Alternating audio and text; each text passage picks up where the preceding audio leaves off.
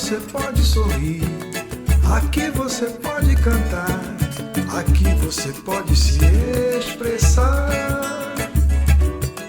Aqui todo mundo é igual, motivo pra gente sambar. Aqui você pode lalaiar, aqui você pode lalaiar, aqui você pode lalaiar.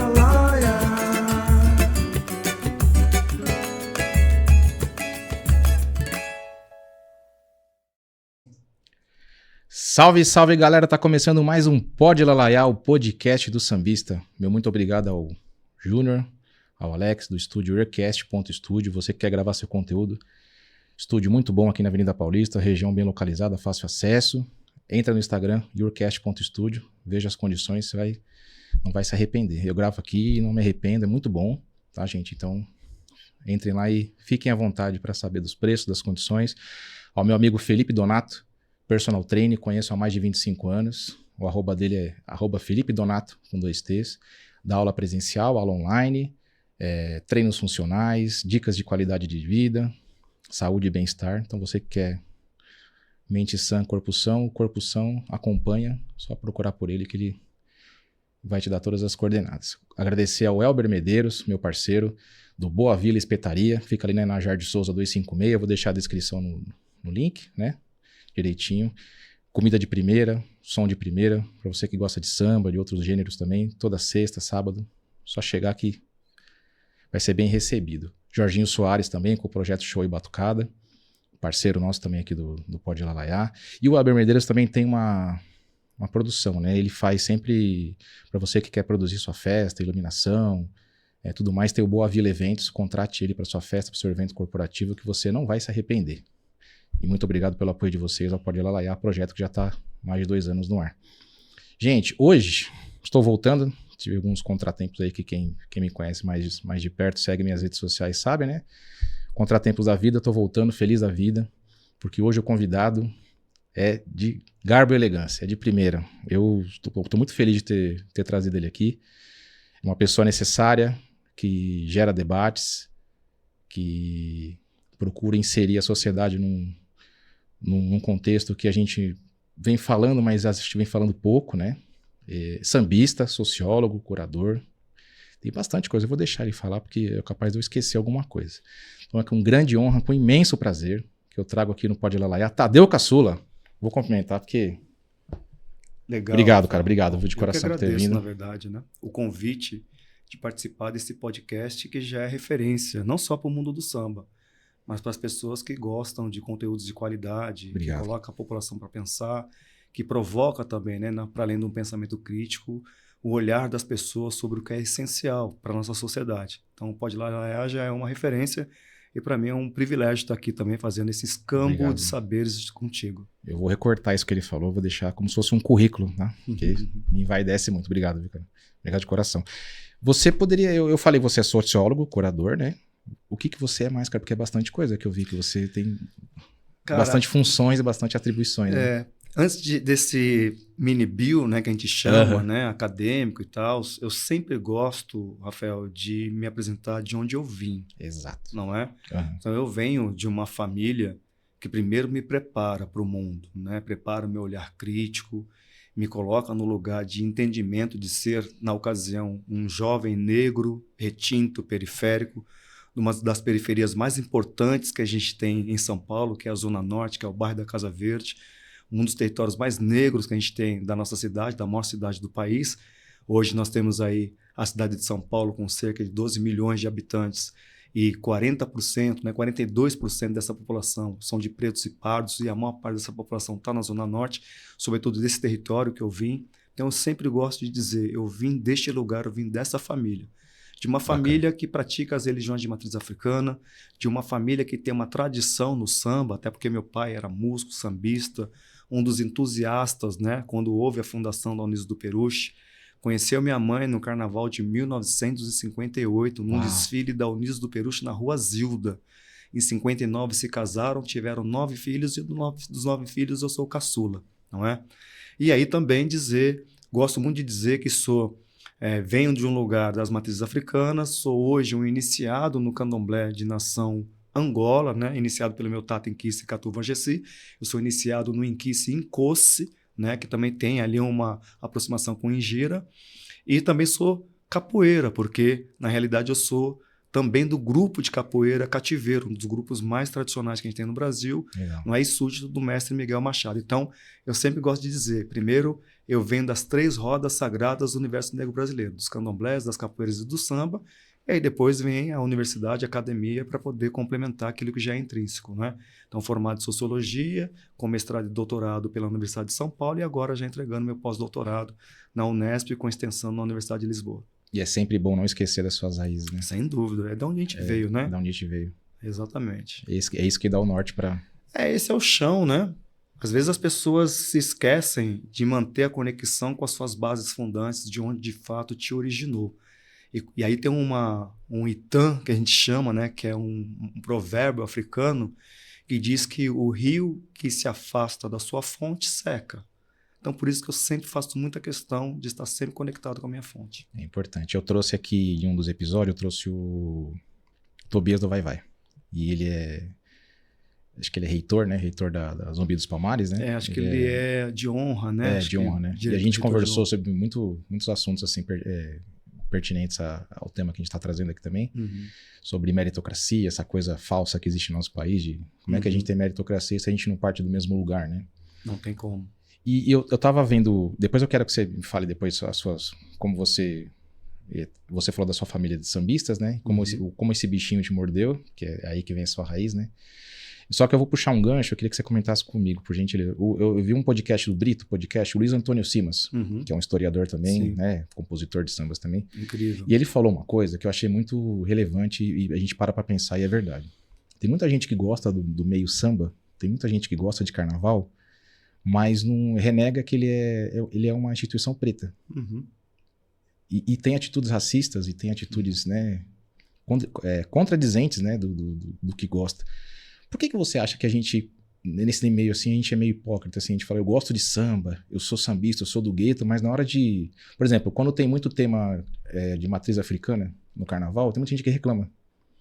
Eu respeito, eu já ouvi gente aqui que reclamou, que falou assim, pô, quando você coloca no YouTube... Finalmente um tema que foge dos temas africanos.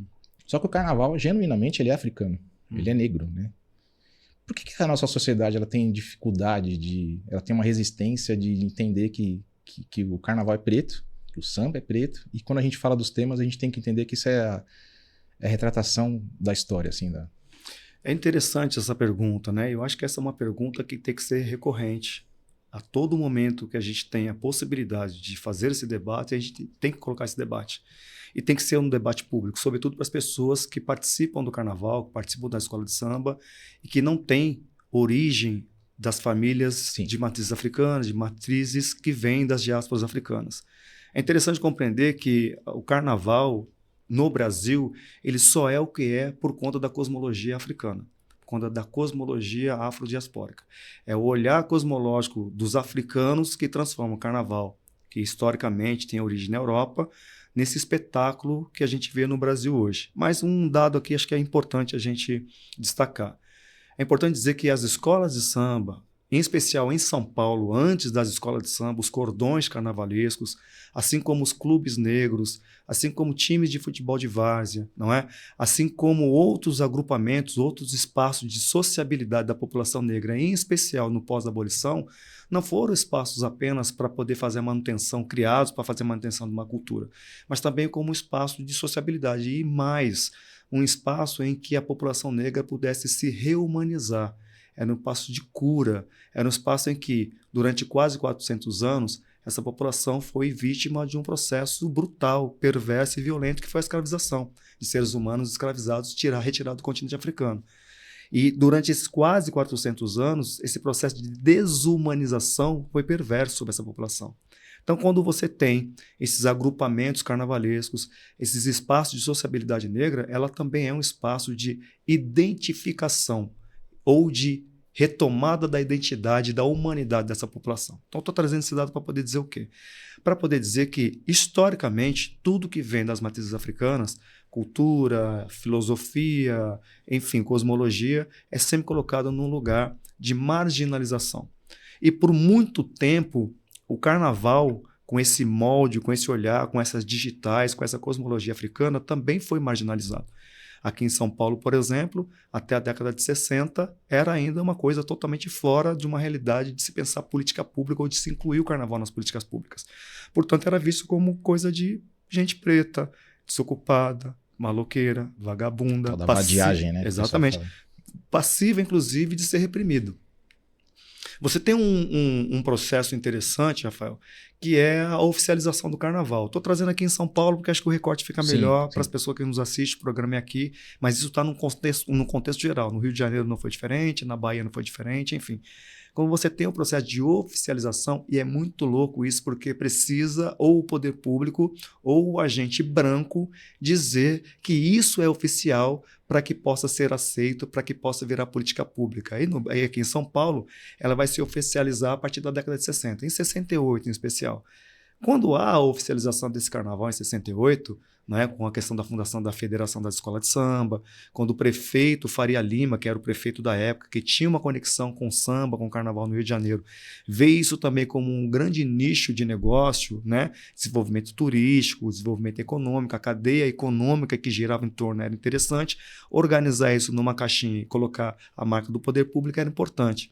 Quando oficializa e quando entra subvenção pública, aí sai do status de coisa de marginal, de desocupado, de gente preta, para poder virar uma política incentivada pelo Estado. Quando entra subvenção, e aí você pode pesquisar, e as pessoas que estão nos assistindo aqui também podem pesquisar, entender que é o seguinte, até a década de 60, você tinha quase que 90%, 99% da escola de samba era de famílias negras, ou era de comunidades negras. A partir da década de 70, quando há a oficialização e a entrada de subvenção pública, o número de escolas de samba começa a aumentar de uma forma bem ampla. Não é? Por quê? Porque deixou de ser algo reprimido pelo Estado, começou a entrar a subvenção pública e aí passa a ser também parte da política cultural da cidade. Então, aí passa a ser um movimento que deixa de ser da população negra e passa a ser interessante que seja de todo mundo. E tem um outro dado que antecede isso também. No governo Vargas vai incentivar as escolas de samba do Rio de Janeiro, aí buscando um pouco da história no Rio, a contar os seus enredos, mostrar seus enredos a partir da história do Brasil, porque ele está pensando um projeto nacionalista. Nacionalista, não é? Nacionalismo o Luiz Antônio Simas, um dos documentários dele, ele fala isso também. Exatamente. Era muito alinhado com a política da Exatamente. Qual é a política que o Estado está implementando? Você tem um país que você tem imigrantes europeus e de outras nações chegando e que não se identificam como brasileiros ou como brasileiras. Exatamente. Você tem os povos africanos que não têm a mínima condição de se sentir brasileiro numa terra que quase 400 anos escravizou, chicoteou, arrebentou com a história toda, tirou a cultura, tirou a língua, tirou a religião. Então não dá para se sentir brasileiro num ambiente como esse. E aí o governo começa a pensar, precisamos criar símbolos de identidade nacional e fazer com que as pessoas aqui desse território sintam-se brasileiras. Aí você tem esse projeto nacionalista e aí você começa a imprimir em comunicação ou em eventos de massa uma regra, não é? Ou um roteiro que vá contando um pouco da história do Brasil para que as pessoas vão tendo esse sentimento de brasilidade. Então você tem o Estado interferindo num processo no Carnaval do Rio de Janeiro, na medida em que os enredos têm que contar a história do Brasil, e se você for pesquisar os sambas enredos de Portela, de Estácio, de todas essas escolas, Mangueira, Império Serrano, você vai ver que tem muitos sambas contando um pouco dessa história. Vila Isabel, o próprio Martinho mesmo, naquela época, escrevia muito samba falando sobre as questões do Brasil. E em São Paulo, você vai ter essa questão desse corte a partir de 60, com a oficialização do Carnaval, com a entrada de subvenção pública. Por que eu estou trazendo tudo isso? Para a gente poder pensar aqui. Quando deixa de ser algo relacionado só à população negra entra a subvenção pública e vira um lugar onde as pessoas também podem, até porque as nossas tradições, elas nunca foram exclusivamente fechadas para nós, né? A população negra sempre abriu as suas portas, Muito sempre pelo abriu seus contrário, né? barracões. Vocês queriam inclusão. Incluir, inclusive, né? Que as Tá. pessoas pudessem ser incluídas e participar plenamente da nossa forma de produção de conhecimento a partir das manifestações culturais. Aí você vai ter, então, a população não negra se aproximando e sendo bem recebida, só que aí há um processo de que isso aqui é muito bom, isso aqui é revolucionário, isso aqui é criativo demais, isso daqui é muito importante. Então, vamos tirar um pouco essa ideia de que o samba é uma tradição negra, vamos tirar um pouco essa ideia de que o carnaval, este modelo de carnaval que nós temos no Brasil, é uma reinvenção a partir da cosmologia africana ou afro-brasileira, e vamos trazer um pouco mais para a brasilidade, vamos colocar isso aqui como uma cultura brasileira e não afro-brasileira. Isso vai dando a continuidade da negação das digitais, do olhar cosmológico, da cultura, da linguagem, da forma, inclusive, né, como os corpos negros se movimentam em torno da organização de uma cultura tão importante, expressiva e de referência que é o carnaval. Então você tem todas essas questões, tanto no Rio de Janeiro quanto em São Paulo, que vai fazendo com que o Estado vá interferindo, mas ao mesmo tempo você tem aí uma população não negra que entende que isso é um patrimônio importantíssimo de referência e que é acolhedor e passa então a negar a origem, né, cosmológica, epistemológica da criação do samba e do carnaval em São Paulo, e não é diferente no Rio de Janeiro. Quando você fala de negação, é a chamada apropriação cultural, né? Eu me aproprio de algo que eu acho que é legal, esqueço da sua origem, mas e sigo com ela. Rafael, estou trabalhando, publicando inclusive no meu Substack alguns textos, uma série de um conceito que eu estou trabalhando que chama-se extrativismo cultural. O que é a diferença do extrativismo cultural para a apropriação cultural?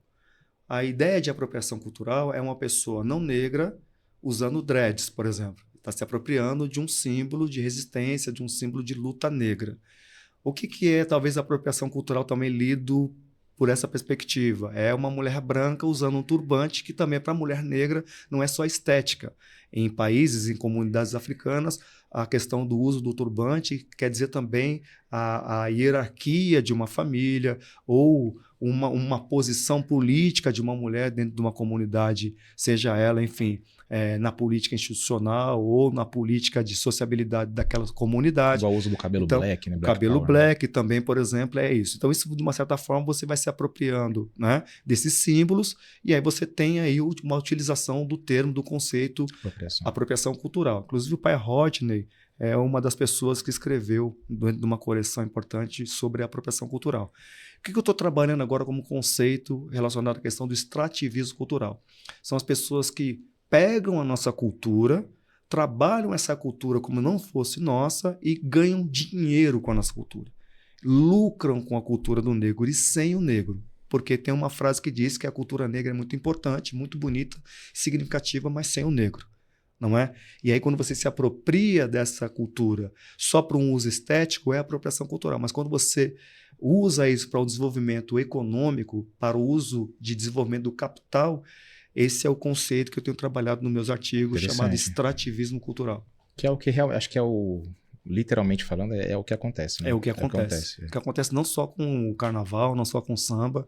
Se você for analisar friamente, saindo um pouco daqui desse olhar, né, aqui do Sudeste, né, ou do estado de São Paulo, ou do carnaval da cultura paulista, você vai ver, por exemplo, que o carnaval do Rio de Janeiro, por exemplo, gera cerca de 7 bilhões, né, para os cofres públicos na cadeia econômica do carnaval. E você não tem nenhuma pessoa negra fazendo a gestão dessa cadeia produtiva gerada pela nossa produção cultural. Na Bahia você tem também lá agora, né, esse processo todo do que é o circuito Barra Ondina, que você tem a questão dos blocos afro, dos trios elétricos, quem inclusive administra todo aquele recurso, todo o que gira em torno de desenvolvimento econômico daquela grande festa que é referência também para o país, não são pessoas negras. Assim acontece com o Carnaval do Recife, assim acontece com o Carnaval de Parintins, ou seja, apropria-se desta produção cultural não só por uma questão de uso estético, mas por uma questão de lucro econômico. Eu não sei se eu estiver errado, você me corrige, por favor. Vem muito na questão que a gente ouviu agora, foi semana passada, que um dirigente do Flamengo Sub-20 falou que o negro Não Pois tem, é, o negro, quando é força mental, ele Quando não é força tem mental, ele não tem, tem a força física, não é? E a gente reflete isso na nossa sociedade. Assim, cargos de gerência, de cargos executivos de alta, Uhum. né? Que tenha poder da caneta, vamos dizer assim. Dificilmente você vê negros, né? E Isso isso acontece também na parte cultural, que você falou agora, Sem né? Quem dúvida. comanda, quem dirige. Uhum, Os jurados no Rio, tem um exemplo muito clássico da Unidos de Padre Miguel, uhum. que o tema era um tema iorubá, e os jurados todos... E a importância é assim, não é porque ele é branco ou porque ele é negro, mas você tem que ter o conhecimento do que você tá... Se o enredo é iorubá, vai ter muito termo iorubá. Uhum. E dos termos que foi tirado ponto de um jurado branco, Uhum. é porque tinha muito termo iorubá. Só que o tema era iorubá. Aí Você eu fico, ué, deu uma bugada na minha cabeça. Falei, se encaixa um pouco nisso na minha Se encaixa. Você trouxe muito bem. Deixa eu só tomar uma aguinha. Fica à vontade. Uma canequinha do Pode Lalaia aqui, gente, ó. Inclusive essa caneca é do Caçula, tá? Já ganhando presente, eu quero voltar aqui fazer uma coleção de canecas em casa. Nós vamos fazer mais... Eu quero fazer mais uns episódios pra gente Faremos. ir mais a fundo nesses. Só voltando um pouco, né, do que você falou sobre a questão do dirigente do Flamengo. Eu até escrevi, eu dei uma entrevista sobre isso também pro Trivela, né? Dirigente português, né? Português, Isso, né? Ele foi muito, na verdade, infeliz na fala. Mais do que infeliz, ele foi convicto por conta de um pensamento que está colocado como um pensamento hegemônico, não só no país, não só no Brasil, mas um pensamento universal, global. Isso tem muito a ver... O europeu, principalmente, né? Sobretudo o europeu. Isso tem muito a ver com uma política não só racista, mas também uma lógica eugenista.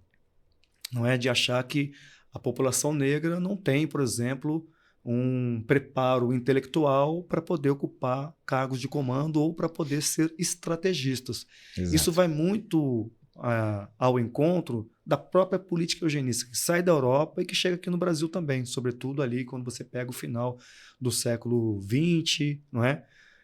Século XIX, século XX, você tem uma política de branqueamento no Brasil, que é essa lógica, né, de pensar a partir de uma ideia, de uma construção de um racismo científico, e aqui no Brasil a gente destaca César Lombroso, que ainda hoje é lido, Nina Rodrigues, João Batista de Lacerda, que foram esses pensadores eugenistas, Monteiro Lobato, não é? Que foram esses pensadores eugenistas que pensaram uma ciência para tentar provar cientificamente que a população negra não tinha capacidade cognitiva e intelectual para poder ser incorporada na estrutura social do nosso país, no projeto de nação brasileira.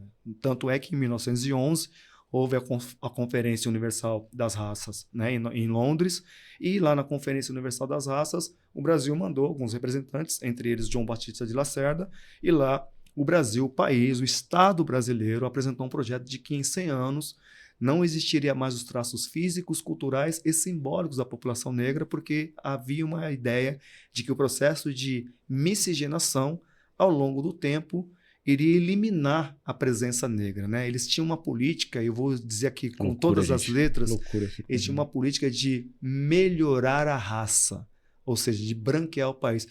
Um projeto muito parecido e que foi, pela lógica deles, muito bem sucedido com o que aconteceu na Argentina, né? Não é à toa que você vê os argentinos ainda olhando para o Brasil, colocando o Brasil nesse lugar e os brasileiros nesse lugar. É muito do que Hitler queria fazer também, uma raça para ele pura, né? Vamos dizer assim. Essa coisa da supremacia racial branca.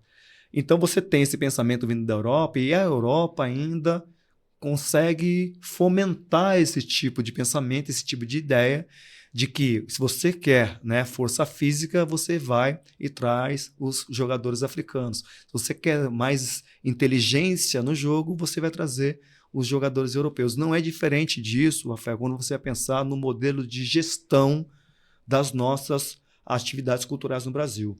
Eu tive, inclusive, né, participando de algumas conversas, algumas entrevistas com um dirigente de escola de samba, e teve dirigente que disse que não tem, foi uma pergunta que foi direcionada para a gente, por que não tem mais tantos presidentes pretos nas escolas de samba, né? E aí eu ouvi dirigente dizer que diz que é porque falta competência. Assim, na entrevista. Na lata, assim, chega na cara dele. É óbvio que quando houve a possibilidade da minha fala, houve, obviamente, uma argumentação. Um confronto, claro. Obviamente, não é? Porque se não há competência, o que foi então o seu Dionísio Barbosa, que criou o primeiro grupo carnavalesco negro de São Paulo em 1914, que dá o pontapé inicial para tudo que nós temos de samba e de carnaval em São Paulo. Então seria incompetência da parte do seu Inocêncio Tobias, quando funda o Camisa Verde e Branco, uma das escolas de samba mais importantes. Seria incompetência do seu Pé Rachado, ou né, do seu Henricão, do seu Livinho, do seu Carlão do Sardinha, Peruche. que fundaram o Vai Vai. Seria incompetência do seu Carlão do Peruche, do seu Cachimbo, do seu Negro, que fundaram o Unidos do Peruche. Seria incompetência da madrinha Eunice, que fundou a Lava Pés em 1930, a primeira mulher a presidir uma escola de samba e que foi também importante para poder consolidar o Carnaval de São Paulo. Hoje você tem outras mulheres à frente da escola de samba, mas todos esses personagens foram extremamente competentes para poder criar, não é, um dos maiores encontros da cultura afro-brasileira, uma das maiores experiências e uma das maiores referências tecnológicas, inclusive, de organização social, de organização cultural, que são as escolas de samba. Então, como assim falta competência? O que há na realidade é que a escola de samba hoje, o Carnaval de São Paulo hoje, virou um espaço de poder, mas não só poder econômico, virou espaço de poder político. Hoje, para você dirigir, por exemplo, uma liga da escola de samba, você está dirigindo uma instituição que tem poder na cidade, que vai sentar com o presidente da Câmara, que vai sentar com o prefeito da cidade, que vai sentar com o diretor da TV Globo, que vai sentar com os grandes patrocinadores, que quando volta para sua comunidade, se um dia ele foi um diretor de harmonia, um diretor de bateria, quando ele alça ao posto de presidente, ele passa a ser o comandante de uma comunidade, o que ele fala é regra. Ele que é o dirigente, não é, que cuida dessa comunidade, e também é ele que vai fazer a gestão de 2, 3 milhões de reais por ano. É o mini-retrato da nossa sociedade. É o mini-retrato. Então, o que acontece? O que você tem hoje de espaço de poder, seja ele na política institucional, e que há ausência da nossa participação, isso é responsabilidade dos partidos políticos, que também são racistas e que também não investem o dinheiro, o fundo público partidário, em candidaturas negras. Não é? Eles fazem um caminho de colocar o recurso público, que muitas vezes é destinado para aquela candidatura negra, ele desvia esse dinheiro, ele burla o sistema para poder eleger aquele que é par, aquele que é igual, porque aquele ele vai conseguir colocar na condição de poder e vai espelhar aquilo que ele representa. Nas escolas de samba, no carnaval hoje, a coisa está arrumando um pouco para este lado. Não é? E eu tenho que ser muito responsável aqui também para poder fazer a crítica, até porque eu também venho desse lugar. Eu fui presidente de uma escola de samba tradicional em São Paulo, que é a Camisa Verde e Branco. Não é? Então, naquele contexto, nós já estávamos vendo o carnaval indo para um caminho que nós ficáramos fora. E é uma crítica que tem consistência, tem fundamentação. Não é? A gente tem sido convidado para participar de várias formações, debates, rodas de conversa, e tem um debate que eu tenho feito nos últimos anos, Rafael, que é um pouco espinhoso, mas é necessário que se faça, sobre a questão do branqueamento do carnaval. Exato. Este é um debate que a gente vem fazendo. Inclusive, esses jurados que você mencionou agora há pouco do Rio de Janeiro também entram nessa ideia de que, como você tem um jurado que minimamente não conhece a tradição da cultura negra e que, quando vai julgar um enredo falando sobre a cultura iorubá, ele dá uma nota baixa porque tem muito iorubá num enredo que fala sobre a cultura iorubá. Então, essa ideia do branqueamento não se dá apenas pela presença de corpos brancos que não tem nenhuma conexão, que não faz nenhuma questão de ter conexão com a cultura negra. Mas se dá também, Rafael, na medida que você tem um deslocamento do que é essencial na manutenção da tradição e dos fundamentos de uma escola de samba. Escola de samba tem fundamento religioso de matriz africana. Exatamente. Escola de samba tem relação direta com as bases de organização da sociedade brasileira, em especial no pós-abolição. O pós-abolição obrigou a população negra a se organizar em nichos de sociabilidade, em aquilombamentos. Escola de samba foi lugar de aquilombamento, de reumanização, revalorização, ressignificação, espaço de resiliência dessa população. Então, quando a gente debate a questão do branqueamento do carnaval em São Paulo, a gente está debatendo não a questão do corpo branco que está nesse lugar, mas como esse corpo branco, quando ocupa, ele desloca, da quando ele assume. Né? Ele assume a direção da escola. Vou dar um exemplo, tem dirigente de escola de samba que disse, olha, pode colocar tema afro, mas não pode falar de orixá. Tem presidente de escola de samba em São Paulo que fez essa fala, e eu entendo, porque ele é evangélico, o outro é budista, e dentro da escola dele, não da comunidade, não de uma escola que tem que ser laica, não de uma escola que tem que ser democrática, não de uma escola de samba que tem que ser participativa, e que todas as pessoas que compõem essa comunidade, ela também precisa ser contemplada a partir do seu olhar, da sua cultura, da sua tradição. Tanto que escola de samba que nunca falou de tema afro, quando falou de tema afro, a comunidade abraçou. Porque estava esperando que, de fato, falasse de tema afro, porque a comunidade é deste lugar. A Gaviões foi Gaviões A foi Gaviões uma. fez isso, né? Ano passado foi o primeiro, né? Né? Foi o primeiro. Mas antes da Gaviões teve escola que estava resistindo a colocar tema afro, quando colocou, a comunidade abraçou. E olha, hein? A escola ainda foi até quase disputou o título. Mas referências aqui à parte, só para poder dizer da importância de esse deslocamento que você tem, né? Na medida em que você assume uma escola de samba e que você entende que agora ela não é mais negra, agora ela não faz mais parte dessa tradição negra, é um ledo engano. Porque na medida em que o ripa bate ali, que sobe a bateria, ali tem o toque do tambor, ali tem fundamento religioso, ali tem o toque que tem uma relação direta com o toque que reverencia algum orixá ou algum inquice, nesse caso do candomblé Angola, que é o que eu faço parte. E por mais que de repente eles tentem, não vão deslocar deste lugar. E é muito interessante, né? Só para poder amarrar aqui essa interessante, reflexão. eu gosto de ouvir aqui. O regulamento do carnaval vem mudando nos últimos anos. Isso tem gerado uma preocupação para quem vem desse lugar do fundamento do carnaval. De quem conviveu com o seu Carlão, de quem conviveu com o seu Nenê, né? De quem conviveu com Tobias, com quem aprendeu ouvindo o seu Xangô da Vila Maria, com quem conviveu com o seu Toniquinho Batuqueiro, com quem conviveu com o Ideval, com o Zelão, com essa turma toda, não é? Maravilhoso. Porque você tem aí um deslocamento, e esse deslocamento, na minha perspectiva, é um deslocamento proposital. Quando você entra, por exemplo, com uma mudança de regulamento que impede que as alas dessas escolas de samba tradicionais sambem. Está muito engessado. Não é? Exatamente. É porque você tem uma coisa muito interessante aí, Rafael. O corpo branco, ele não se movimenta igual um corpo preto. Sim. Você não vai ter, por exemplo, uma escola de samba como um Vai-Vai, de tradição negra, uma escola de samba como Camisa Verde e Branco, de tradição negra, uma escola de samba como a Nenê de Vila Matilde. De sentir na alma, né? E você vê aquelas passistas sambando para caramba, você vê a ala de passo marcado, os caras mandando bem para caramba, os batuqueiros tocando solto, não é? Tocando, tirando onda. Você não vai ter isso. Por quê? Porque histórica, estética e organicamente, o corpo preto se movimenta de um jeito e o corpo branco não se movimenta igual esse corpo. Então você começa a engessar. Uma escola de samba que não vai ganhar porque não tem chão e o chão não vai concorrer direto com a escola que tem chão, ela começa a engessar o chão. Ela engessa o chão. E aí você começa a colocar coreografias. Alas coreografadas. Alas coreografadas não é a ala de passo marcado. Eu vejo, desculpa te interromper, eu vejo muito isso nas sinopses. Que o samba tem que ser fácil de cantar e o estigma é que se você coloca muita palavra difícil, como temas africanos tem muitas linguagens iorubás que são linguagens de raiz, né? Que você tem que falar e foneticamente fica difícil falar, sonoricamente fica difícil falar. Eu vi, eles abolem isso. Por isso que não tem muito tema africano, eu acho também. Por causa dessa dificuldade, entre aspas, que eles impõem. Falar, se cantar um tema africano, a comunidade não vai cantar. Eu já ouvi muito isso ainda. Não sei se... Deixa eu te perguntar uma coisa, mas é difícil para quem? Pois é. Porque para nós nunca foi difícil. Eu vejo a Beija-Flor fazendo isso. Eu sou Beija-Flor no Rio e o Neguinho da Beija-Flor. Eu sempre conto aqui que eu gosto do carnaval por causa do Neguinho. Né? Ele aposentou, tudo. Pô, os caras colocam nomes inteiros de pessoas. Exatamente. E é uma escola de chão. Por quê? É isso. Você acabou de matar a pau. A escola de chão. É uma comunidade que vem desse lugar, vem dessa tradição. Mangueira esse ano falou sobre a questão da cultura banto.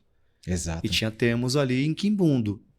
E a comunidade cantou. Porque, na realidade, há essa dificuldade aqui em São Paulo, porque a escola de samba que surgem e que escolhem ter a sua comunidade de pessoas brancas e que essas pessoas brancas não entendem que o carnaval vem deste lugar da cultura africana, elas vão tentar se distanciar. E na medida que elas se distanciam, elas vão pensar assim, bom, mas eu tenho que fazer, no mínimo, o que eles já fazem desde 1930, não é?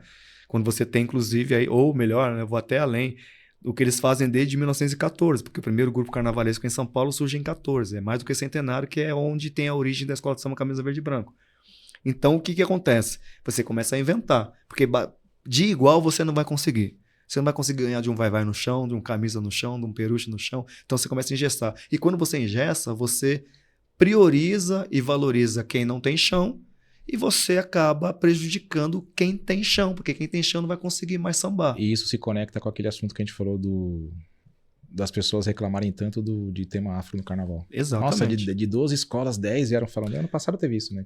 Pois é, por quê? Conecta com isso aí, né? Conecta, exatamente isso. E aí você tem uma coisa muito estranha assim acontecendo no Carnaval de São Paulo, né? E aí acho que isso é passível, inclusive, de uma reflexão ampla inclusive com a própria Liga, com a própria UESP, mas de uma maneira muito tranquila, não no sentido do conflito, sabe?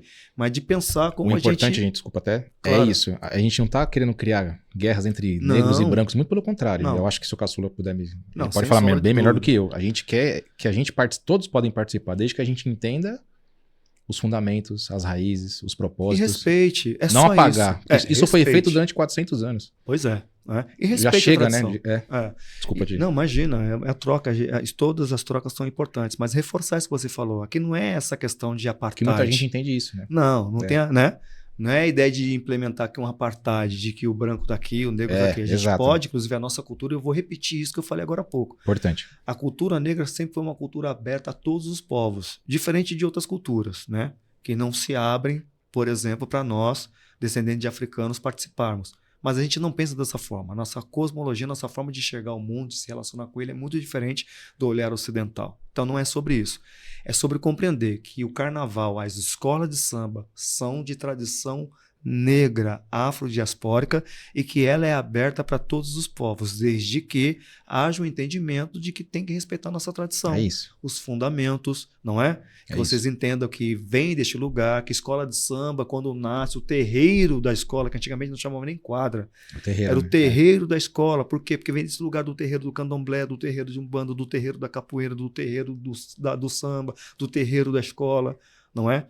Então, as pessoas precisam entender isso. E aí a ideia de pensar um carnaval que volte a ser um carnaval interessante, porque nos últimos anos do carnaval, o desfile das escolas de samba tem sido colocado no lugar de desinteresse do grande público. Há uma concorrência grande com os bloquinhos de rua, com outros grupos que estão surgindo, então está se tornando desinteressante. Fantasias caras, carnaval engessado, ingresso camarote, muito caro, né? Ingresso caro, camarote tocando música eletrônica mais alto do que a avenida, a escola que está desfilando na avenida, as pessoas não estão nem aí para a escola que está desfilando. A gente achou muito estranho isso, né? Tem um show acontecendo dentro do camarote, as pessoas estão lá curtindo o show e a escola está passando ali. Então, quer dizer, isso tudo está totalmente deslocado da realidade, do fundamento, da importância do que é o desfile da escola de samba, do que é o Carnaval de São Paulo. E aí o que há de estranho? E aí eu vou colocar aqui como uma questão a ser observada, a ser pensada. É a mudança do regulamento que vai provocando esses afastamentos, esse distanciamento. Há uma ideia, inclusive, houve, né, nos últimos anos, uma ideia de tirar a ala das baianas. Não tiraram a ala das baianas, mas para quem está assistindo aqui, pega lá o desfile do último ano, vocês vão ver que reduziram o número de baianas. Não tem mais aquela ala grande de baiana de 60, 100 baianas. Se eu não me engano, agora a escola de samba estão saindo com 25 baianas. Era 50, caíram para 40, tem escola que sai com 45, mas tem escola que sai com 25 Porque geralmente, como são pessoas de mais idade, eles acham que a evolução, né, da escola... Então, mas é aí que tá. É loucura. Mas o grande problema aí, Rafa, é que é o seguinte, o problema não é as baianas, o problema é a evolução que mudou. O problema é o ritmo que mudou. O problema é que você precisa correr agora para poder desfilar. Exato. Então não é a tradição das baianas ou a tradição da velha guarda. Tem escola, por exemplo, que coloca a velha guarda no carro porque acha que a velha guarda vai atrapalhar no desfile. Aconteceu no Rio de Janeiro, a Portela. Teve acho que alguns anos atrás, uns 5 anos atrás, a Portela desfilando. Quando a direção de harmonia viu que ia estourar, fecharam o portão e a velha guarda ficou do lado de fora. Gente, a velha guarda... Entende? São os fundadores. Baianas e velha guarda são a razão de ser de uma escola. Exato. Então, na realidade, eu não participei das reuniões, né, com os presidentes, porque eu não sou presidente de escola de samba mais, mas isso é um acordo fechado pelos presidentes. Então, há de se pensar, né, para onde que essa gestão do carnaval quer levar, para onde quer levar o carnaval. Você acha que falta diálogo? Em vez de ser restrito aos presidentes de escola de samba, que na sua maioria não tem a cabeça que você está falando de resgatar o que tem, de manter as tradições, você acha que é importante ouvir uma pessoa como você, que já foi presidente, que tem conhecimento, outras pessoas de... Mais do que me ouvir, Rafa, eu acho que é importante... trocar ideias, né? Claro. Mas era importante organizar simpósios, sabe? Discutir publicamente, né? Fazer seminários, trazer o público para poder, conversar com a comunidade, né? Os dirigentes das escolas de samba, fazer ali encontros, seminários. Né? Galera, como é que tá? Vocês estão curtindo desfilar da forma como está? As aulas coreografadas funcionam mais? Ou vocês não querem estar mais solto? baianas, vocês estão mesmo com dificuldade de desfilar? Será que a gente pensa, por exemplo, ao invés de fazer fantasias vultuosas, pesadas, a gente pensar a mudança do regulamento, não de tirar as baianas, mas de colocar as baianas numa roupa mais leve, não é? E Mais à manter vontade, as 50. claro. Então, quer dizer, são maneiras, Rafael, de pensar uma organização do carnaval, pensando no processo evolutivo, né, de modernização, que não tem como você ficar preso no desfile de 1970. Isso a gente tem esse entendimento. Mas pensar no carnaval 26, carnaval 2030, 2050, 2100, sem que de fato ele desloque tanto da questão da tradição dos fundamentos. Então eu acredito que se de fato a Prefeitura de São Paulo, hoje a Secretaria de Cultura, né, que hoje o Carnaval está na pasta da Secretaria de Cultura, a própria Liga, a UESP, todas essas organizações, né, instituições que cuidam do Carnaval, pensar alguns simpósios, 2 simpósios ou um grande simpósio no ano, e também ouvir a população, né, desfilante, ouvir os componentes da escola, ouvir a velha guarda, ouvir o departamento jovem, ouvir essas pessoas que fazem parte de um processo intergeracional dentro da escola de samba, pode acontecer da gente ter um projeto de continuidade do carnaval, mantendo tradições, mas pensando que é importante a gente pensar na questão, inclusive, até das novas tecnologias que estão aí para serem usadas e fazer com que a comunidade sinta-se também participantes desse processo de organização. Eu vejo muita galera preocupada em ganhar carnaval. Competição, ganhar carnaval. Tem que ganhar o carnaval. Esquece do que a escola de samba essencialmente é. Eu tenho que ganhar. A pessoa briga, se mata, mas quer ganhar carnaval. Uhum. E briga com o jurado, e quer rasgar nota, como já aconteceu. E esquece do todo, né? É ganhar carnaval. Então, por isso que eu acho que isso tem esse negócio de diminuir o número de baianos. Porque o pessoal não tá preocupado com a essência do carnaval. Tá preocupado com ganhar o carnaval. É que a estética hoje fala mais alto do que fundamento. E aí tem uma coisa muito louca. E virou um nisso. Produto que para eles tem que ser vendido encaixotadinho dessa maneira. Né? Virou só acho que agora é o concurso. Eu não quero saber. Eu tenho que ganhar esse concurso porque isso vai me dar um status também. Agora, tem escola que faz um trabalho importante ao longo do ano, não é? E que entende que o desfile é o final, é o resultado de todo um trabalho social, cultural, educacional, não é? Que acontece ao longo do ano. O que, do meu ponto de vista, tinha que ser uma premissa de todas as escolas. Todas as escolas ao longo do ano tinham que, de fato, ter um trabalho muito enraizado com a sua comunidade, interferindo educacionalmente, socialmente, culturalmente, no entorno da comunidade, para que o final, que esteja o desfile da escola de samba, ela possa ir lá e apresentar. E que o campeonato seja a consequência de um celebração, trabalho. Né? Celebração do trabalho, não o ponto focal, né? Não a obsessão. Porque é isso, o que a gente vê hoje, infelizmente, é uma obsessão em ganhar título. É isso. Para poder dizer que eu sou um dirigente que tenho que estar aqui à frente da escola, ou para poder dizer, né? Eu vou falar isso porque eu vivi isso também. Na reunião de presidentes, logo após o carnaval, você tem o presidente que ganhou o título, né? Então ele chega com 3 metros de altura, né? Chega com moral. Grandão, então, quer dizer, tem essa questão também do próprio ego, que de uma certa forma acaba interagindo com essas relações. Então, eu penso que o campeonato tem que ser a consequência de um trabalho que tem que ser feito e devolvido para a comunidade. Até porque todas as escolas de samba trabalham com subvenção pública, não é? E se é uma instituição de utilidade pública, tem que retornar para a comunidade. E chega muitas vezes onde o Estado não chega, né? Exatamente. Aliás, na maioria das vezes chega onde o Estado não chega. Né? O Estado não chega. Se você pegar, por exemplo, as escolas de samba filiadas ou as agremiações carnavalescas, porque também tem bloco, né? A UESP, por exemplo, a UESP tem hoje agremiações em territórios que a Liga não tem. Por exemplo, você tem lá no Grajaú, escola de samba. Quer dizer, quando eu estou falando em Grajaú, não estou falando de Terceiro Milênio, que está ali próximo ao Terminal Grajaú. Estou falando lá Parelheiros, aquele fundão, né? E tem regiões, inclusive da Zona Leste, da Zona Sul, da Zona Norte de São Paulo, que a agremiação está lá, fazendo um trabalho que precisaria ser potencializada nesse sentido do que a gente está falando, para que o campeonato pudesse ser resultado. E que o poder público pudesse olhar também as escolas de samba como potenciais, no sentido de serem pontos também de referência para que as políticas públicas pudessem chegar e ramificar ali no entorno de onde essa agremiação está instalada. E Caçula, você é escritor, né? Sim. Se eu não me engano, você escreveu, se eu tiver errado, me corrija, 3 livros até o momento. Eu queria que você falasse para a gente quais são os 3 livros e a importância deles e o tema se você puder descrever pra gente. Claro que sim. Dizer onde compra, né, que a gente faz pra... Porque é importante essa literatura, gente, é importante pra...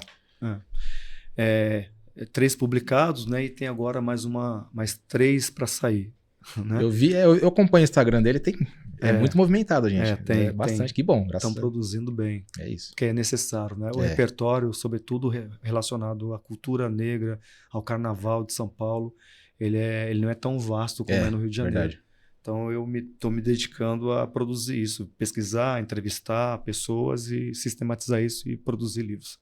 Então o primeiro livro é o Casa Verde, uma pequena África paulistana, que é um livro que eu vou investigar o porquê da quantidade de famílias negras expressivas que a gente tem na Zona Norte de São Paulo, né? E por que é que a gente tem tantas manifestações carnavalescas na Zona Norte de São Paulo. Então fui investigar, fui pesquisar os moradores mais velhos, fui entrevistar seu Carlão do Peruche, seu Nego, que foram os fundadores lá da Unidos do Peruche, que é a escola mais tradicional daquele território, né? Antes da Peruche, na Zona Norte, a gente tem a Unidos de Vila Maria, que é de 54, e a Unidos do Peruche, que é de 56. E aí virou o livro Casa Verde, uma pequena África paulistana, que a gente está falando de algumas personalidades também, da história do bairro, né? De como surgiu, como ele se desenvolveu, e de algumas personalidades que nós temos que muita gente não sabe que é da própria Casa Verde. Um exemplo é o Ademar Ferreira da Silva, não é? Que foi bicampeão olímpico na modalidade dele. Não existe outro bicampeão olímpico no Brasil e nem fora do Brasil. Ele é o único no mundo a ser bicampeão olímpico na modalidade dele, né? Tanto que aquelas 2 estrelas vermelhas que tem na camisa de São Paulo, sim, algumas pessoas que inclusive torcem para São Paulo não sabem que aquelas 2 estrelas não é do time de futebol, mas sim Ademar Ferreira da Silva, que é da Casa Verde. A gente conseguiu inclusive até que a prefeitura instalasse uma estátua, né, em homenagem a ele lá no bairro da Casa Verde. Merecido. Né? Serginho Chulapa, que era da Casa Verde também, né? Jogou no Corinthians, jogou no Santos, jogou no São Paulo, né? Então, que é de lá também. Seu João Cândido, né, da família Silva, irmão da grande artista plástica, né, que nos deixou precocemente, mas deixou uma obra vasta, né, que é a Maria Auxiliadora. Parte da obra da Maria Auxiliadora está aqui no MASP, inclusive, né, na Avenida Paulista. João Cândido Silva, artista plástico que também era conhecido como Cachimbo, que foi um dos fundadores da Unidos do Peruche. Ah, sim, por isso que eu... João Cândido Silva. Legal. E o livro vai falar um pouco sobre essa presença negra na Zona Norte. Fala da Peruche, fala do Mocidade, fala da Império de Casa Verde, fala do Morro da Casa Verde, fala... E totalmente esquecido pelo grande público, né? Exatamente. Pelas grandes mídias. Então esse livro vai falar um pouco sobre isso. E agora, né, com a renovação de contrato com a editora, nós vamos lançar o ano que vem uma segunda edição ampliada do livro Casa Verde, uma pequena África paulistana. Então virão mais informações. Quando tiver lançamento, eu quero poder... participar, sim, acho bem bacana. Excelente, será um prazer. Para mim vai ser também um prazer. Será um prazer. O segundo livro é Imprensa Negra na década de 1930, Frente Negra Brasileira e o jornal A Voz da Raça, um instrumento de mobilização e organização político-social. Este livro também pela mesma editora, a editora que lançou o livro Casa Verde, uma pequena África paulistana, é a Liberars.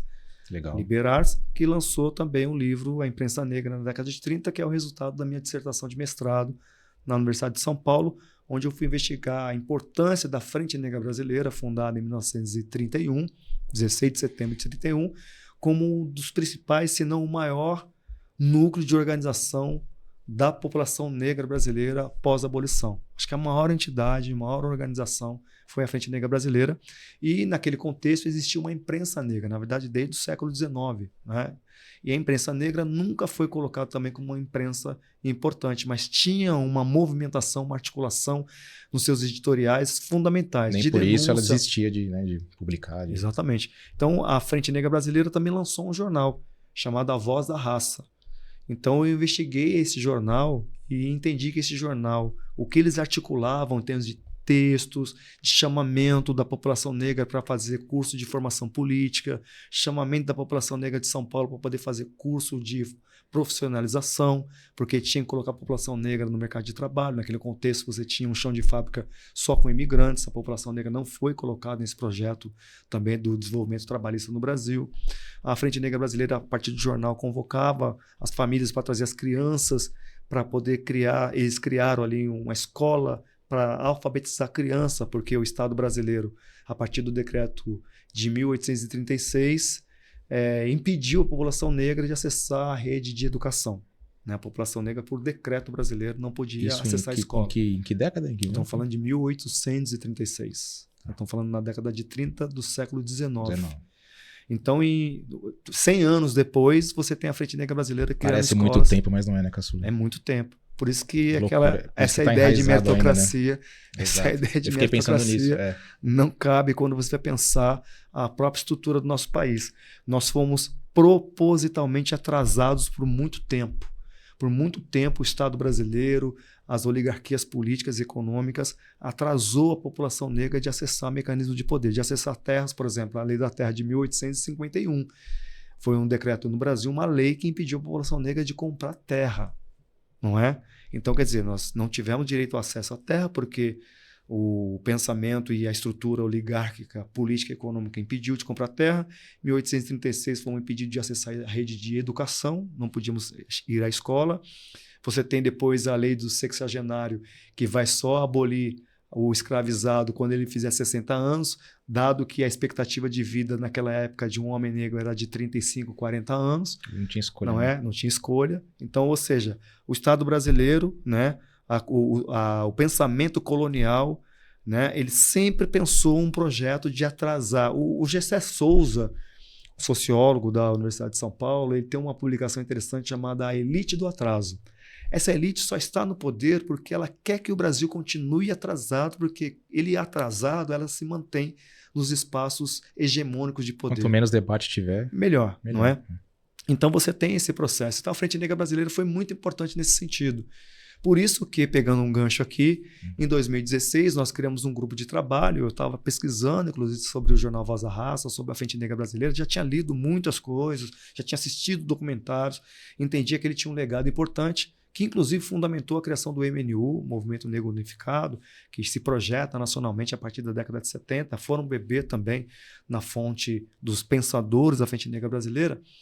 Em 2016 a gente criou um grupo de trabalho e fomos investigar quais os legados progressistas que a Frente Negra Brasileira deixou para que a gente pudesse revisitar, até porque é fundamental compreender a gente fazer aqui o uso da praxis do Sankofa, não é? Que é observar as experiências do passado, pensar no presente e projetar para o futuro. Não é? Essa é uma filosofia africana. É um pássaro que olha para trás. Exatamente, ele caminha para frente, mas sempre olhando para trás, sempre buscando as referências, os legados dos ancestrais, não é? Para poder pensar a projeção disso como ação política. Eu acho que é a premissa de tudo. Sem sombra de tudo. Se você um país que não conhece o seu passado, como o Brasil muitas vezes não conhece. Exatamente. Né? Visitar o passado para poder entender e você configurar isso na contemporaneidade. Não repetir erros, né? Não repetir erros. Exato. E a gente então pensou na refundação da Frente Negra Brasileira com o nome de Nova Frente Negra Brasileira. Então de lá para cá a gente conseguiu desenvolver muitas ações.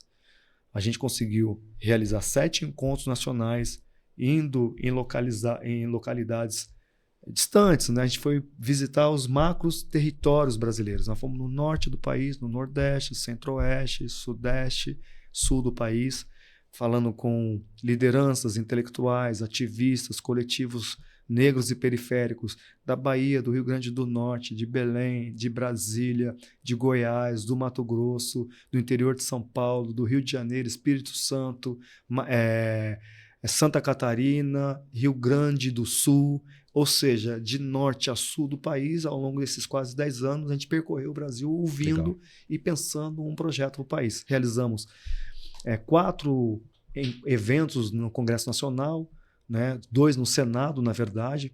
Foram 2 audiências públicas, uma que a gente debateu o protagonismo negro no espaço de poder, fizemos um diagnóstico da nossa presença em todas as casas legislativas do Brasil, né? Câmaras municipais, assembleias, éramos 3% da representação política no Brasil inteiro, de uma população de 57%, ou seja, né? Muito discrepante. Muito. E 2 audiências na Câmara dos Deputados. A última foi em novembro passado, que a gente também discutiu a importância da gente acessar os mecanismos de poder. E aí, a partir daí, a gente então começou a desenvolver. Hoje nós estamos em 14 estados, tem uma executiva nacional, né? A presidenta é aqui de São Paulo, inclusive, e a gente tem as executivas estaduais, agora ramificando, criando as executivas municipais. O último seminário que a gente fez foi o seminário estadual aqui em São Paulo. São Paulo hoje já está com 50 municípios, né? Trabalhando o conceito e as pautas da nova Frente Negra Brasileira, e a gente tem aí agora a meta de até o final do ano. Eu vejo que você posta crescer alguma coisa. bastante. Que tal um prefeito diferente? Que tal um Exatamente. vereador diferente? Né? Gente como a gente, né? Pois é, porque o que acontece? Nas últimas eleições, é óbvio que você acompanhou, os candidatos e candidatas estavam com um discurso de que eram crias da periferia, não é? Eu e minha esposa, a gente... Todos crias da periferia. E aí a gente fica pensando, eu particularmente nunca vi o atual prefeito comendo um churrasco ou tomando uma cerveja na beira do campo, lá no complexo Campo de Marte. Eu nunca vi o atual prefeito ouvindo um funk lá no Capão Redondo com a que é onde a rapaziada vida que tá no real circuito. está, né? Exatamente. A vida real está ali, está nesses lugares. E aí eu vejo os candidatos tentando conquistar o olhar da periferia e eu fico provocando, gente, por que a gente precisa acreditar num discurso falacioso como esse, ao invés de a gente de fato detectar nas nossas comunidades quem são as lideranças e a gente potencializar essas lideranças e colocar essas lideranças... Que corram pela gente, né? Fala assim, olha, você é uma liderança aqui do nosso território, então nós entendemos que você tem que estar lá para representar os interesses do nosso território. Eu estou falando interesse projetos que vai impactar na vida das pessoas. Estou dizendo de projetos que vai falar sobre a questão do saneamento básico. Tem bairros em São Paulo, na maior cidade do hemisfério 2025. Sul, que não tem asfalto, que não tem saneamento básico, que não tem iluminação pública, que não tem que o transporte público não chega, que não tem escola, que a mãe às vezes tem que colocar numa van, às vezes tem família que tem que juntar ali um pouquinho de cada um para pagar uma van para levar um filho para estudar longe. A gente está falando do básico, né? Que não tem posto de saúde, e se tem posto de saúde está sucateado. Quem são as lideranças desse território que estão vendo isso e que pode, inclusive, a própria comunidade dizer assim, olha, o Rafael é a nossa liderança, ele é o nome que a gente vai apostar para poder estar na Câmara dos Vereadores, ou até, por que não é? Dependendo da liderança, a gente vai falar, não, a gente não quer mais os burgueses fazendo a manutenção desse espaço de poder. Porque a burguesia vai pensar em garantir só da burguesia e da população negra. A Frente Negra tem muito a ver com isso também. A Frente Negra tem a ver com isso. Detectar pessoas que, né? Exatamente. Tem o nosso lado, que é a questão da Plataforma Preta, que é de formação de candidaturas negras, e tem a Rede Luiza Maim, que é o nosso processo de transformação política humana de jovens lideranças de periferia. Não é? Que não necessariamente vão se projetar para a carreira política institucional, mas serão transformadas politicamente para ser uma liderança naquele território e debater as questões relacionadas de interesse àquela comunidade. Muito importante. E você tem a sua parte... Eu podia ficar umas 3 horas aqui, porque eu gosto muito de ouvir, Caçula. Eu até te agradeço de novo. Imagina. Obrigado, porque é um debate necessário, são questões necessárias. Em 2025 a gente parece que está muito atrasado. De 2018 até 2022 parece que a gente regrediu 40, 50 anos e as pessoas estão aí tentando ainda forçar, né? Uhum. A gente sabe muito bem. Na parte de samba, eu sei que você tem um projeto Samba Autêntico, que eu vi você postando algumas coisas, né? E vi que a gente estava nos bastidores aqui conversando, que você está com um projeto com o Instituto Moreira Salles, né? Uma parceria. Uhum. Explica pra gente, por favor. Tá bom. Eu vou entrar nisso aí, eu só queria rapidamente Não, falar do terceiro livro. Eu tô olhando aqui, mas fica à vontade. Eu falei do segundo livro, a gente avançou para dentro da Frente Negra Brasileira. Perdão. E o terceiro livro é um livro que eu fui convidado pela Sara Negritri, uma pesquisadora lá de BH, que tem uma conexão muito grande aqui em São Paulo, que foi o Samba e Pandemia, 2021, o ano que o samba parou. É um estudo dos impactos da pandemia na cadeia produtiva do Carnaval de São Paulo. Não só na cadeia produtiva, como a pandemia também vitimou muitos sambistas, né, da velha guarda, de outras gerações, e que o Estado não fez esse diagnóstico na nossa tradição, no Carnaval, no samba, e que nós, então, nos debruçamos para poder fazer esse estudo e publicamos esse livro de como a pandemia impactou não só na economia, mas nas vidas das pessoas. Como houve uma rede, inclusive, né, de solidariedade das escolas de samba, né, na coleta de alimentos, de materiais de higiene pessoal, de como a comunidade, as costureiras que produziram muitas máscaras e que entregaram também, doaram para as comunidades, enfim. Interessante. Tudo isso a gente conseguiu sistematizar nesse livro, que é o terceiro, não é? Casa Verde, a Imprensa Negra e Samba e Pandemia. Com relação ao samba, assim, o Instituto Cultural Samba Autêntico, ele foi fundado no dia 13 de maio de 1999, não é? Então nós já estamos indo aí para quase 30 anos. Tem um chão. E ele surge justamente porque na década de 90 a gente para poder entender um pouco da história do samba e da cultura afro-paulista. Até porque a gente foi muito impactado, né? sobretudo pelas rádios, pela indústria fonográfica, com o que produzia-se de samba e de música no Rio de Janeiro. Eu sou de uma geração que ouvia em casa Partido em 5, ouvia Roberto Ribeiro, ouvia AGP, ouvia Benite de Paula, ouvia toda essa galera. Mas aí na década de 80 é que eu comecei a ouvir, por exemplo, quando sai o disco geral do filme, meu pai já tinha, então a gente ouvia muito disco em casa. E aí na década de 90 entra a onda, né, do pagode, né, a indústria fonográfica coloca os grupos de pagode, sobretudo os grupos paulistas nessa onda. E a gente começa a se perguntar, pô, mas quem começou? Onde começou em São Paulo? Porque lá no Rio de Janeiro a história chega, você tem livros escritos, né? Você tem o próprio Candeia, com o Snart, que escreve aquele livro importante, né? Escola de Samba, a Árvore que Perdeu a Raiz. Você tem outras publicações que falam muito da história do Rio de Janeiro, e aqui em São Paulo tinha um déficit sobre isso. Então a gente vai começar a falar com os velhos. O seu Carlão, eu era vizinho do seu Carlão. Então eu vou lá, pô, entender, vou na casa do seu Toniquinho Batuqueiro, vou na casa do seu Xangô de Vila Maria, vou na casa de Edeval. Edeval, eu sempre que vinha para o centro da cidade, eu passava em frente à casa do Edeval, que ele morava na Casa Verde, na Rua Ouro Grosso, então sempre parava lá para trocar uma ideia. Muita composição boa dele, né? Demais. E aí o que ocorreu? Nós chegamos a um ponto, Rafael, que nós tínhamos um acervo na década de 90.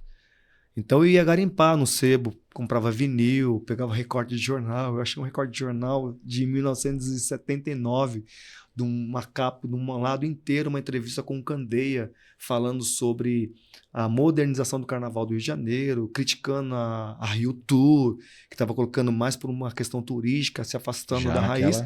79. Não é? E no outro lado é uma entrevista com o Geraldo Filme, fazendo exatamente a mesma fala, só que falando da Paulist Tour.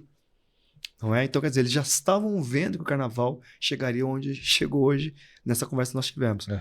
Então, a gente chegou num momento, o Samba Autêntico estava com muito material, a gente precisava colocar isso para as pessoas saberem. Então, a gente começou a fazer uma roda de samba dentro do Clube dos Sambistas, que foi fundado pelo André Pantera, meu irmão. Não é? Ele criou o Clube dos Sambistas, ocupou um espaço na Rua Zilda, na Casa Verde, que era o Vasquinho da Gama, e no Clube dos Sambistas a gente fazia uma roda de samba, eu tocava meu cavaco, tinha rapaziada, que o nome da roda de samba era Samba Autêntico. Não era nenhum projeto, não era estudo, era roda de samba autêntico. E era autêntico mesmo, né? Porque a gente tocava só aquele repertório lado B, às vezes da década de 70, década de 60, 40 e tal. E a gente, lá no Clube dos Sambistas, em 99, no primeiro semestre de 99, nós fizemos um seminário, mini seminário, e para poder discutir o filme, documentário do Carlos Cortez sobre a história do Geraldo Filme. E lá nós levamos o Oswaldinho da Cuíca, o seu Nenê da Vila Matilde e o seu Carlão do Peruche para poder trocar ideia com a gente. E ali eles contando a história, aquela coisa toda, e a gente ali, né, fascinado. No segundo semestre de 99, nós começamos uma roda de samba dentro da Loja Contemporânea, lá no centro da cidade, na General Osório. E essa roda de samba, tanto no Clube do Sambista quanto na Contemporânea, era uma roda de samba que a gente cantava e contava a história do samba. Então, se a gente vai cantar um samba do Geraldo, a gente fala o samba do Geraldo Filme. Que tinha muito chorinho assim. Também ali, né? Na Contemporânea, no fundo, tinha um chorinho. Isso, e na frente da loja a gente fazia a roda de samba. Primeiro iam uns grupos, o seu Miguel, falecido seu Miguel, convidava uns grupos e tal. Mas quando a gente fez a roda de samba lá, acústica, sem microfone, sem nada, só no gogó, cavaco, afinação de bandolim, repique de anel, ele falou, não, vamos manter essa roda como uma roda fixa aqui aos sábados. E aí a gente começou então essa roda de cantar e contar a história do samba. Por quê? Porque a gente já tinha um acervo. E essa pesquisa do Instituto Cultural São Valtende virou uma roda cantando e contando a história do samba. E isso lá na General Osório desencadeou no que se transformou aquilo que as pessoas conheceram como o projeto Rua do Samba Paulista. Que a gente ficou 15 anos ali ocupando o centro da cidade de São Paulo, uma roda que juntava ali dentro da loja 10, 15, 20, 50, depois 100 pessoas. Aí o seu Miguel falou, não aguenta mais, tem que ir para a calçada. A gente vai para a calçada, 60, 70, 100, 200, 300 pessoas. A gente vai para o meio da rua. Aí não dá porque tem que fechar, colocar tenda. Eu sei que a gente conseguiu na General Osório chegar num público de 6 mil pessoas todo o último sábado do mês. Depois fui em alguns. Foi, todo né? último sábado, né? O último sábado do mês. Depois a gente saiu de lá da General Osório e fomos pro Boulevard da Avenida São João. Na Avenida São João a gente bateu um público de 8 mil pessoas por mês. E aí teve tudo é ciclo, Sim. né? Aí tem um momento que caiu, aí a gente, legal, entregamos e etc. Então o Samba Autêntico tem esse trabalho. E hoje nós somos um instituto, né? Quer dizer, hoje não, né? Já há mais de 10 anos nós somos um instituto que tem um acervo sobre a história do samba de São Paulo e sobre a cultura afro-paulista. Esse acervo, inclusive, ele é tão importante, Rafael, porque quando eu fui convidado para fazer a curadoria da instalação da estátua do Geraldo Filme na Barra Funda, pelo Departamento de Patrimônio Histórico da Prefeitura, da Secretaria de Cultura de São Paulo. Você participou dessa... Eu fui curador das 5 estátuas, né? E fui responsável do evento de lançamento de instalação da estátua do Geraldo, da Madrinha Eunice, lá na Liberdade, né? Que também fiz essa curadoria, do Ademar Ferreira da Silva na Casa Verde. Eu só não participei diretamente da Carolina Maria de Jesus, que foi lá no Grajaú. Mas na consultoria, todo o processo, eu participei como consultor, né? Na instalação da estátua do Geraldo Filme, a família do Geraldo Filme confiou a gente, né, a nós, do Instituto Cultural São Bautente, o acervo pessoal do Geraldo. Que legal. Então, de fotografias inéditas, de documentos pessoais, de letras inéditas, de fita cassete com sambas inéditos do Geraldo Filme, estão todos no nosso acervo. E isso vai resultando em coisas que nós entendemos que, olha, não adianta a gente deixar isso aqui no nosso arquivo. Isso tem que se tornar público. Vou mostrar. E aí, há 2 anos atrás, eu fui convidado pelo Instituto Moreira Salles a compor a curadoria, né, de uma programação integrada da exposição Pequenas Áfricas. Um dos curadores era o Simas também, né? O Antônio Simas também foi um dos curadores. E aqui eu falei sobre as Pequenas Áfricas de São Paulo. E a partir dali nós entendemos a importância de continuar falando sobre a cultura afro-paulista e dos compositores e sambistas que o grande público não conhece, mas que tem uma importância estrutural para a história do samba e do carnaval de São Paulo. E a gente fez uma parceria, e neste momento que estamos aqui falando, nós estamos produzindo já em primeira mão, né, para as pessoas aqui. Fiquem ligados, hein? Uma série de 4 programas, 4 episódios de podcast chamado Geraldo Filme e o Samba Paulista. Puta, que legal. Né? Tá lindo, assim, eu sou até suspeito de dizer, por ser o curador desse podcast, dessa série que a gente está fazendo junto, né, com o IMS. Mas ali vou dar um spoilerzinho aqui que acho que cabe para, né, aguçar a curiosidade da galera. Tem muito depoimento do Geraldo Filme nesses episódios. Tem depoimentos de pessoas que viveram com o Geraldo Filme. E tem também uns textos, né, todos os textos que eu escrevi para poder explicar um pouco da importância do Geraldo e música inédita. Cara, e vou falar para você, Geraldo Filme, ele compôs, foi o momento mais triste, mas ao mesmo tempo mais bonito da minha vida. Desculpa até a indelicadeza, eu vou falar, que foi no enterro do André Pantera, que eu nunca tinha sentido aquilo, de verdade mesmo, quando eu fui assim. E ele fez a música que era do Pato na Água, né? E foi cantado no enterro, que é o Gurufim do sambista, né? Que é Silêncio, o sambista está dormindo. Eu não sei, aquele dia foi de verdade, foi a maior emoção que eu senti na minha vida, assim. Eu sei que era um momento triste, mas era um momento de passagem, né? Então, o Geraldo Filme, além do Vai no Bexiga pra ver, quem nunca viu o Samba Amanhecer, dele também, né? Se eu não me engano, é dele também. A gente conta essa história, inclusive, no podcast. Como ele fez esse samba. Por que é que ele fez esse samba? Quando sair, eu quero, eu vou divulgar no Pode Lalaiá nas redes. Caçula. Sem dúvida. Aliás, se quiser deixar seu Instagram para o pessoal que quiser conhecer as suas plataformas. Claro, é só colocar @T_Caçula com K. Facinho. Colocar Caçula com K, K-A-C-C-U-L-A, vai chegar lá no meu perfil de Instagram e eu divulgo tudo por esse perfil. Eu não tenho 3, 4, 5 perfis. Eu tenho este perfil. É isso. E tudo que eu faço na política, na música, na academia, em tudo que eu faço, que eu estou envolvido, eu sempre divulgo pela minha página lá do Instagram. E Tadeu, queria te agradecer. Claro, obrigado. Eu sei que o horário tá meio apertado, mas a gente conseguiu falar bastante coisa.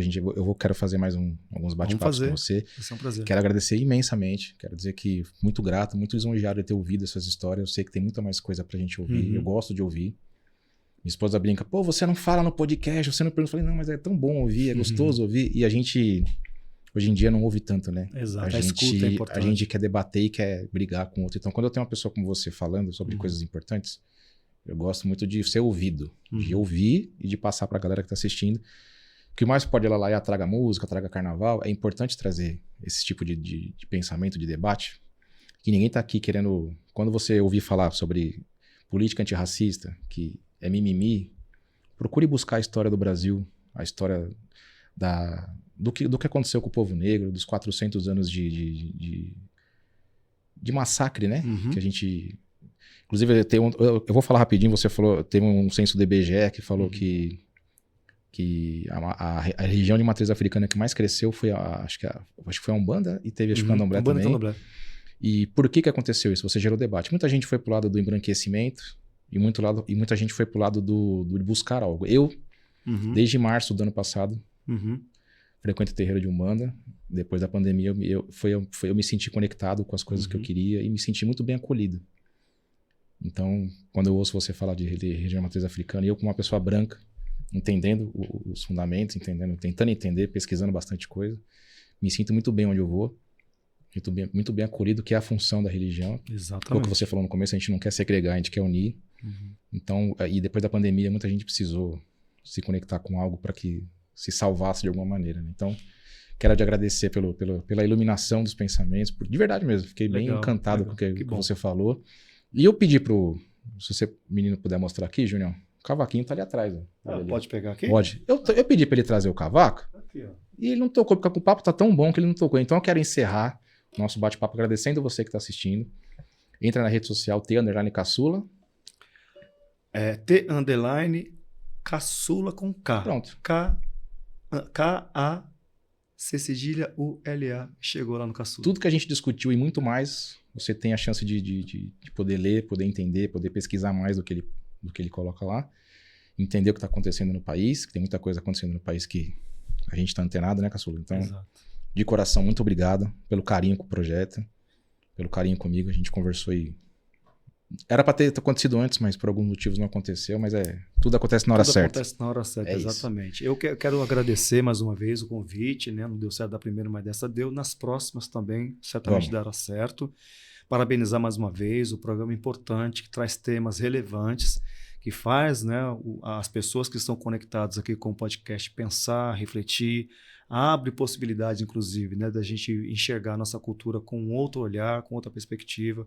Então, continua acompanhando, compartilhem muito o podcast, esse perfil, porque esse perfil leva um conteúdo de qualidade, e tudo que é de qualidade a gente precisa replicar sem nenhum tipo de moderação. Com essa onda agora de mensagens falsas, de fake news, de desinformação, é fundamental que a gente coloque informação de qualidade, né, na mão das pessoas, na consciência das pessoas, para a gente poder melhorar um pouco essa história toda, né, que está sendo fomentada de colocar o país dividido, de colocar o país num lugar de desinformação. Então, se o Pod lá tem a possibilidade de levar informação de qualidade, por que não compartilhar? Por que não compartilhar? Não é verdade? É isso. Então, parabéns. Obrigado. Eu fico aguardando o próximo convite. Vambora. Valeu? Eu vou cantar aqui, então, falando de Geraldo Filme, né? Imaginei isso mesmo. Eu ia pedir também. Tem um samba do Geraldo Filme que eu gosto muito, mas eu gosto demais porque eu me vejo nesse samba. Vou tentar fazer em dó maior. Pai, Criador do Universo, venho te pedir perdão pelos erros cometidos. Espero não chamar seu nome em vão. A gente aqui na terra erra, muitas vezes sem razão. Peço ao Criador, quero voltar na reencarnação. Peço ao Criador, quero voltar na reencarnação. Eu sei que vou subir. Meu pensamento está na descida. E espero que o bom Zambi me devolva tudo de bom que tenho nessa vida. O som do surdo e atabaque, senti meu corpo tremer. Tomar a benção, Mãe Rosa, Pedrinho a me proteger. E as crianças me chamando de tio G. Quero ser sambista ao renascer de novo, pra cantar a alegria e desventura de meu povo. Quero ter muitos amigos, como tenho atualmente. Cantar samba na avenida e nascer negro novamente. Quero ser sambista ao renascer de novo, pra cantar a alegria e desventura de meu povo. Quero ter muitos amigos, como tenho atualmente. Cantar samba na avenida e nascer negro novamente. Cantar samba na avenida e nascer negro novamente. Cantar samba na avenida e nascer negro novamente.